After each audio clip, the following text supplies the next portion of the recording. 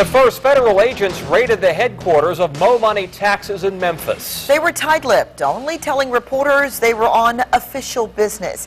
You may remember 10 on Your Side broke this story after the hundreds of local customers complained about late refund checks. 10 on Your Side's Ann McNamara went to Memphis to get answers from CEO Marky Granberry, and he said he didn't have the money. So 10 on Your Side spoke to the man who does. Ann? Well, he did. The president of Up to You says his company is no longer processing refunds for Mo Money Taxes, and that means when they get your refund from the IRS, they're now giving it back to the IRS, and they have been since March 16th. The president of Up to You says he's not surprised Mo Money is being investigated because of all the errors he found on their forms.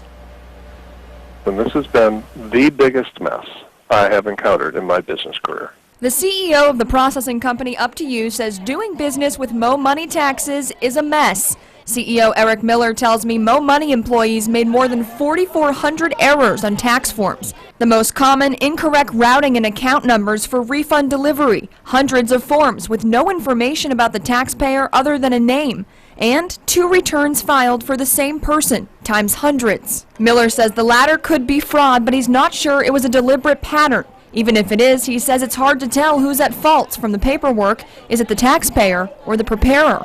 It's not particularly uncommon for taxpayers to think that they might be able to file their return with 2 different preparers. And it's not uncommon either for tax preparers to decide that have multiple electronic filing identification numbers to try the same thing. Miller says the errors forced his company to manually correct thousands of checks, which slowed down the delivery to the taxpayers. This is a process I will never go through again.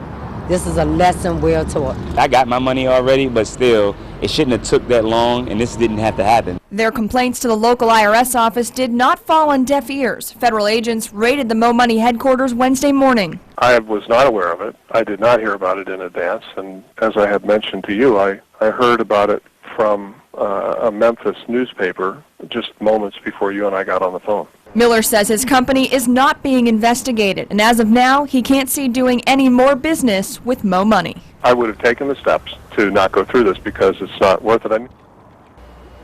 Now, Marky Granberry, the CEO of Mo Money Taxes, would not answer my calls or text messages today, but he did speak to my colleague in Memphis. Now, Granberry told the reporter he asked the IRS to investigate because so many of his customers still don't have checks. He said he actually asked them to come in. Now, per federal law, the IRS cannot confirm or deny their investigations. I'm Ann McNamara, 10 on Your Side.